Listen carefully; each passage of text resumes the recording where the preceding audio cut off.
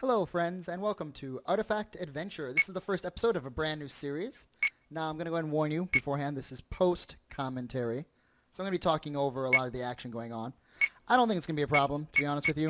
I've got no beef talking over, effectively, the amazing music of this. But as we begin here, I want to go ahead and mention that this is a Playism game. I have the Playism copy. It's coming out to Steam June 1st, so by the time you are listening to this, it's likely already out on Steam. What makes this game very interesting is it's like an NES aesthetic, but it has a lot of modern elements that were lacking in classic role-playing games. You can see right here I'm going through and picking my team.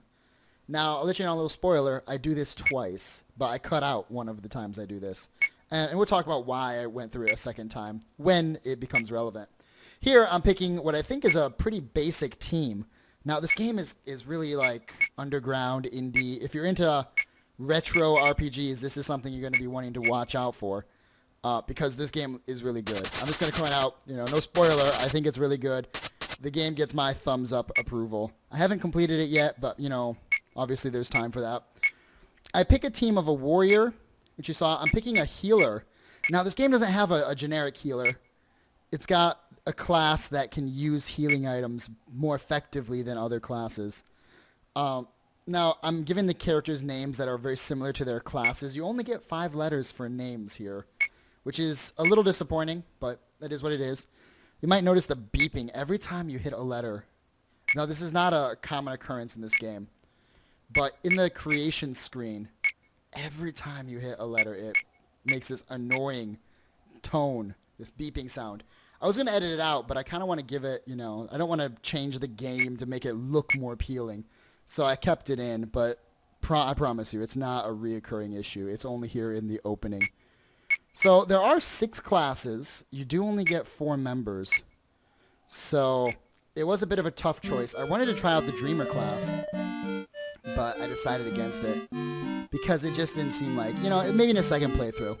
Also, here I kind of lower the volume a little bit because the game is a little overpowering with its audio. Like all good games, you can just hear there I just pull it down. The game does start you off at the king. Typical Dragon Quest homage. You might also notice I've sped up the game here. This is something I'm going to be doing in this Let's Play. Because this is an NES style game. There's a lot of moving around. There's a lot of dialogue. There's a lot of, I don't know what you call it exactly. Low action moments would be my best, facsimile to what I would call it. So I put it at about 1.5 speed. Hopefully that does speed it up. Does make the game a little bit more watchable. This is the kind of game I would suggest you have to play. And here I do something. And I have no idea what I've done. Let me explain. The game is controlled with Z and X on your keyboard. If you look down, that's like a Toho style control. A typical Japanese indie or role-playing game control. You got the Z for yes, and you got the X for no. A is pause. S pulls up some kind of developer menu. And I don't, you can see one of the things says max level, max gold, or something like that. All the rest of the stuff I can't read. I have no idea what it says. My Japanese is terrible. I've got no clue. I didn't take the time to look it up. I get myself locked out of the king's room, which you have to do one more thing in this king's room before you can progress with the game. So I get myself kicked out. So I actually quit the game and I make, and this is probably a bug that may be fixed by the time the Steam version's out. I did end up maxing out my gold. You can see I put my mouse cursor there. Somehow I got my gold maxed out. So we start back up. I've got the same party. I think I named one character a little different. I wanted to call him Warrior, like Warren, the Warrior. I end up calling him Warren in the first time. I call him Warren with an E the second time through. Anyway, this is what we missed. You have to pick up this artifact. And that's what this game is sort of, I don't want to call it what it's about. It's about killing the Swamp King. And if you've been reading the story as I've been going through it, you notice the king tells you that the Swamp King's poison is spreading and you have to basically kill him to save the world. Typical JRPG fashion. Kill the main demon lord, win the game, huzzah. What we do here in this game that makes it a little separate, a little special perhaps, is you collect these things called artifacts. And these artifacts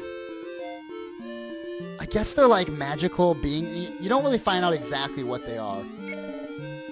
You're kind of just like thrown in the world. You pick them up. Whichever character gets them, whichever character talks to it, gets it. So you have to be careful and manage who talks to the artifacts. One thing you might have also noticed, and this is another hook of this game. 5 minutes in and we're talking about the hooks. The king gives you a trophy of your choice. An airship, powerful artifacts, or the key of time. And I struggled. I didn't know which one to take. An airship seems super useful, especially as like a starting gift. And I believe once you choose your starting gift, you can't go back and change. That I know. You can't go back and change. Also, I think you're locked out from the other starting gifts moving forward. You're never going to get them. So the decision is effectively paramount to your run. Or to your playthrough, I guess you call it, if you don't want to call it a run.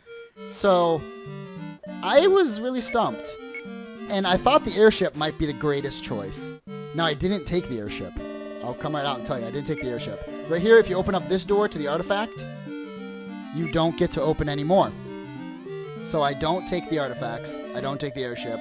Process of elimination should let you know I took the key of time. No idea what the key of time did at the point when I pick it. I've got no idea. I think maybe, I'm kind of in my mind, I'm batting back and forth between it being like a skeleton key, open all the doors, which would be really cool. Or maybe it's an item you can use in battle to like restart a battle in case things are going terribly.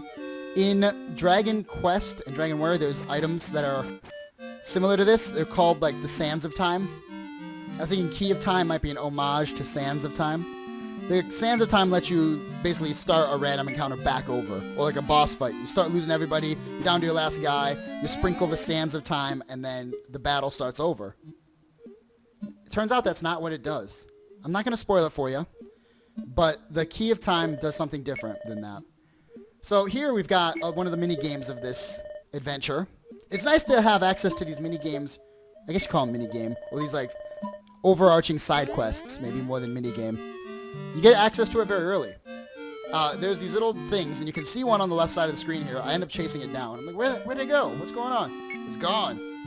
So I end up like, looking around for this thing. You can see me, I'm like, where the heck did it go? Like, I'm looking everywhere. I sped it up here because I waste a lot of time. Like, it's gotta be here somewhere. I saw it, you saw it too, right? It's a little sprite of the old man. Turns out he snuck down here and got stuck in this room. They call it the jar goblins, but they're actually just like a little sprite of that old man. And they run around. They're everywhere. Sometimes you find them in shelves. Sometimes you find them in jars. They're called jar goblins. Sometimes you find them in chests. You just find them everywhere. And there's a lot of them. And so here I'm searching the bookshelves. Found an elixir of life, but all the rest of them, as in typical JRPG fashion, you run across a room. You slam on the action button on every surface to see if you can find something. Our team starts at level 1. It's the team I picked. You can kind of see it there. It's a fairly standard team. You've got the warrior. Who knows? I guess you kind of have to have one. It's like the tank. You got the monk. The monk, I think, is going to be the powerhouse damage dealer. Defense is pretty low, but can strike twice in a battle. You've got the healer, if you can call him that. The healer, quote-unquote healer. He doesn't have any magic that heals, but if you give him medical herbs, they become, I think it's twice as effective if he uses them on party members. And then the mage, which actually, at this point, is the damage dealer because magic is super imba. At least early in the game. Magic is usually a guaranteed win. Or at least a guaranteed kill. Your mage is super spongy. You want to be careful. I'm not going to talk down to you like you've never played a JRPG before. If you're watching this, you're probably watching it to see what this game's about. And maybe just an overall opinion. Or to see what kind of quests and stuff exist in this game. Also, the music. I just want to take a moment to silence myself here so you can listen to this. Now, I think this guy is trying to buy one of your teammates from you, which is an interesting dynamic that I've never seen in an RPG ever. If I'm interpreting him right, and remember that a lot of this is translated from a Japanese game, obviously of the same name. This game is a Japanese game. It's been translated to English would be a better way to say that. And I speed it up here while I'm in the shop. Let me know if it bothers you that I obviously am doing tons of editing and speeding stuff up and then commentating over it because I think that this is a better way to enjoy this kind of game. And I've never done this before, so hopefully it works out. The video editing did take like literally 4 times as long as it took to record the game. And I took something like 50 minutes of video down to hopefully a more enjoyable, smaller. I'm not sure exactly how long it is, but I'm going to guess it's something like 20 minutes for this. By speeding up and cutting out random battles and that kind of stuff. I do keep in a lot of stuff. I don't ever remove anything that's story elemented. Just a lot of backtracking, wandering around, talking to people, speed that kind of stuff up. And I'm going to be doing more speeding and editing in future versions. So at this point, we've got a global mission. And let's keep on track here. Our global mission is to beat the Swamp King. You know, sort of like the main bad guy. We do know that his evil swamp is spreading, so he must not be too far from the castle because they're worried that at some point in the future, the castle will be taken over by his infectious, noxious, poisonous swamp. The writing in this game is pretty good, but you have to remember it is translated, so, you know, there's a couple awkward sentences, that kind of stuff. The guy at the bottom, as I was talking about before in the well, wants to buy, I think, one of your team members, which would put you at a 3-team party, but in exchange gives you a big early game gold boon. Here is the inn. All inns in the game that I've experienced so far come with a girl on the left who will write in your journal, basically saving the game for you. There's no priest in this, as far as I can tell, that does the saving. It's just a journal. Get rid of that religious element that kept some of the Square games being censored. Shop. A weapon store. I did end up buying everybody new weapons. You do start with 300 gold, and weapons, like the weapons you start with, are trash. The town that you start in has better weapons that cost very little, so it's, in my opinion, worth updating. You see, I find one of those jar golems in the set of drawers there. This guy's talking about a different city to the north. In this type of game, you do get a lot of good information from the villagers, as was the tradition back in the NES and even SNES RPG era. Talking to villagers is basically essential, and the game tells you in the first room with the king, talk to other people. This is sort of where you notice another one of this game's shticks, I guess you call it. And I do take before I leave town here, I do take the key of time. Once you open this door, the authority of kings will not open any more doors. So, I look for it, I can't find the key of time. It's actually a key item. There it is. A key to a lost shrine. Which, more on that when we actually, you know, figure that stuff out. But for now, just accept that you can't open the rest of the doors. I do look here. 4 artifacts are stored up there. You can't get to them if you take the key of time. I'm not sure what those artifacts are. I still haven't gone back to look. I don't want to cheese it and like start a new save and take a look. I'd rather kind of stick with the choice I made. Lie in my bed, as they say. So here, I actually go out of town, and I want to get into a couple random battles, but there's a little village right down here. I can't say no. And this, I'm not sure exactly what goes on here. From the look of it, these people are defeated questers. They're beaten down. They've given up on their journey. You can talk to this guard down here, as I do. And he offers to, as you can see here, call the boat to take you back. I don't know where he's taking you back to. This game supposedly has 70 endings. 70 possible endings. I'm going to guess that one of the endings is you just call the boat back and you just give up on your quest. And I'm going to guess that's a bad ending. But I never tried because I didn't want to have to make all my characters again. See, I do a jump cut here. I take all the goblins I've collected thus far back to this guy. I'm not sure how many at the time. I didn't know how many it took. And I had collected 4. So I thought, like, man, that's pretty good. You're probably going to give me something good. So he asked me if I'm ready to go outside. I go outside, but I'm like, yeah, okay, whatever. You know. And then I think, maybe you can get something from him. So I go back. And they're all wandering around. The door is locked. You need 5. So I was 1 shy of getting to another artifact. And all the artifacts look like that. The circle with the little circles around them.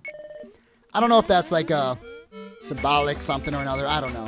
I go back at it and I fight a bunch of random battles. I kept this one in because this is the battle that I fought against a star creature, which I'd never seen before. And at this time, I had no idea if that creature was special, if it was like a story creature. It's not. We're going to talk more about this in the future, but for now, this is the end of the first part. We've leveled up to level 2, and I will see you next time. Take care, and I'll see you then.